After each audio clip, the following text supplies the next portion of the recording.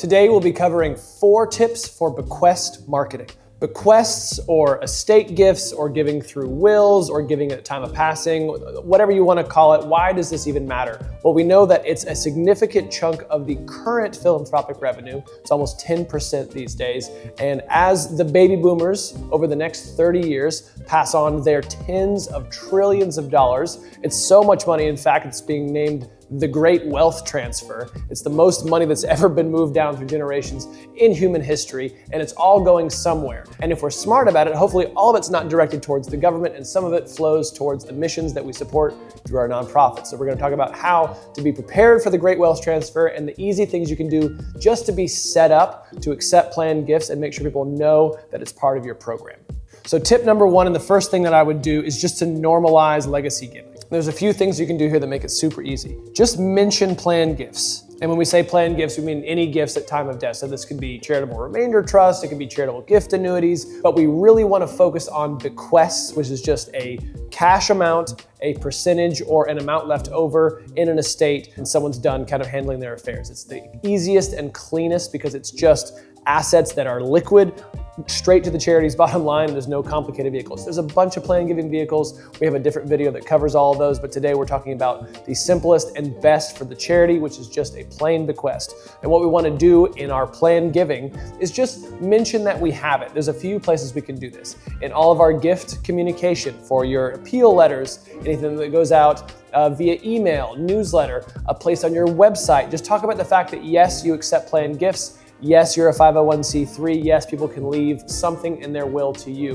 We want to kind of demystify this and put it in plain English. For example, we see a lot of charities make this mistake. You see them say, make a residuary bequest. And they're very proud of it. You can make a residuary bequest. And unless you're maybe a tax professional, you don't necessarily know what that means. What we want to say instead is something like, leave 5% of your estate. Again, not super 6th grade level reading, but much clearer, and it's kind of asking for the same thing, and we know what that means. Oh, I'm taking a percentage, I'm taking a dollar amount of my estate when all my affairs are settled, all the funeral costs are covered, everything. Hopefully this is decades from now, but at some point, all of us are going to need some kind of something in our wills so that the money that we have can be passed on to the places that we want it to be passed on to.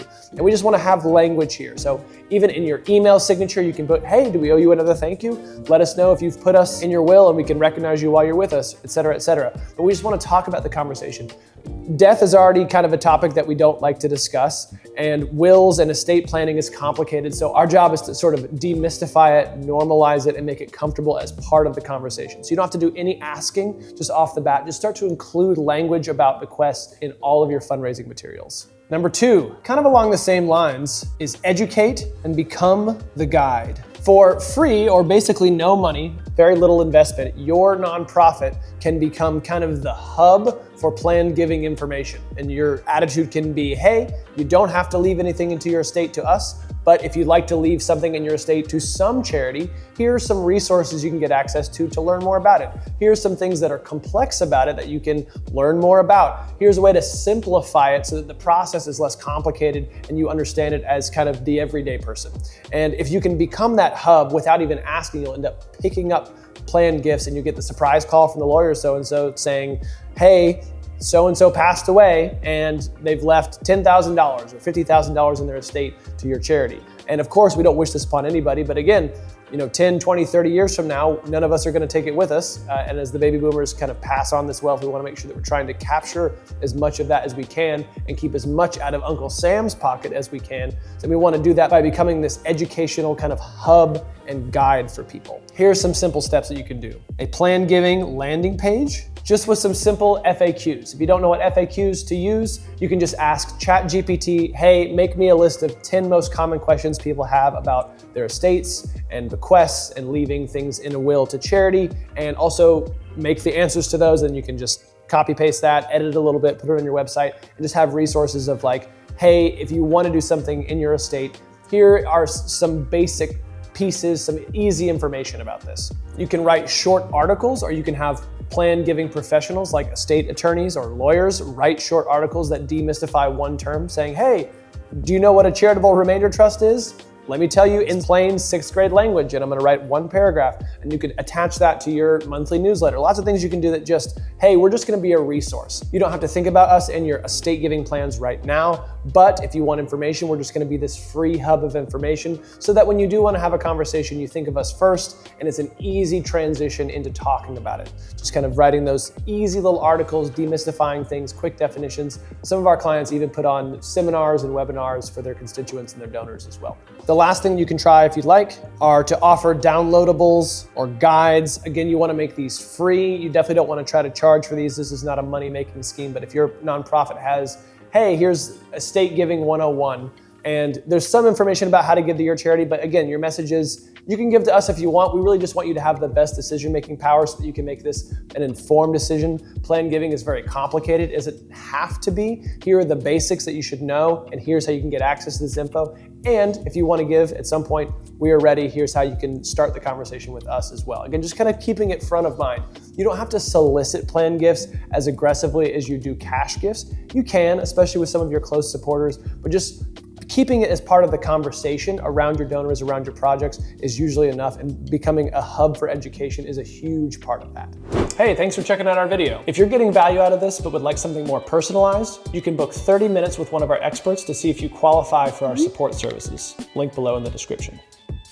Number 3 is to use story and social proof. One of the fastest ways to get someone to start a plan giving conversation with you, or to make it comfortable to have a back and forth and just a dialogue about it, is if they see one of their peers or friends or family or someone that they know featured in a spotlight where they talk about why they decided to give a planned gift. So if you have people who you know have already put you in their estate, you can ask them, hey, can I feature you as a planned giving donor of the month or planned giving donor of the quarter? And you just have a couple of sentences about why you think this is an important charity to support in your estate and why you love this charity.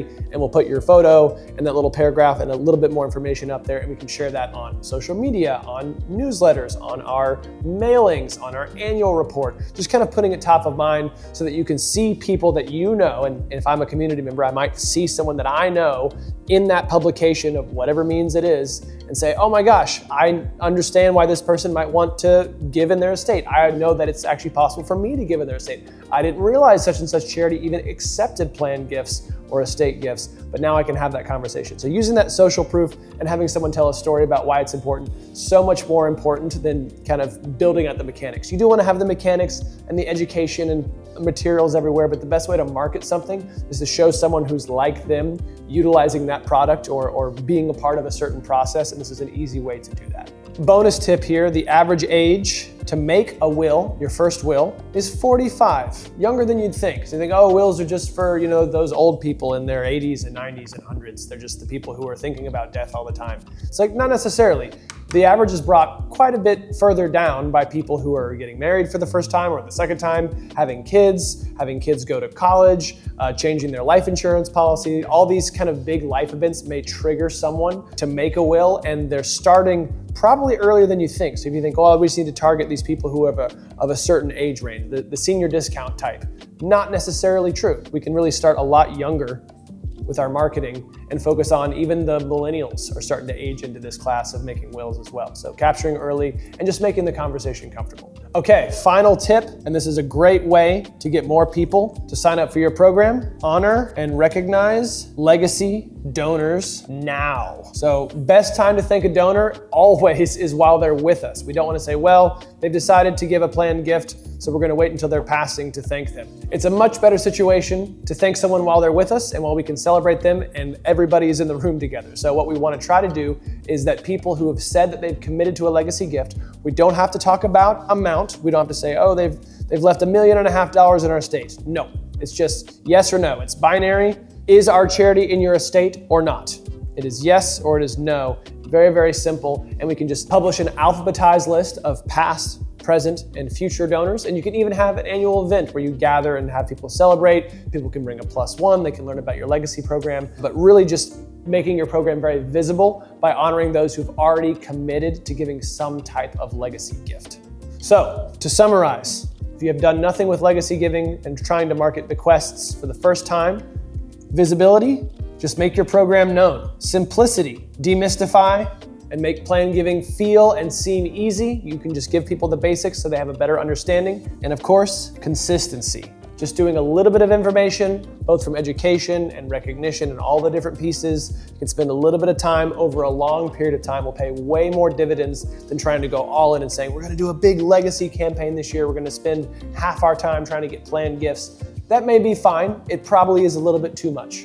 I would probably, if you had a 40-hour work week, maybe spend 2 hours per week at the most on planned giving, and during that time you're working on some portion of this. Maybe start with an hour a week and see how you go, or do like a 4-hour block per month or something and work on planned giving materials and growing the program and all that kind of stuff. But just being consistent, way more important than volume over time.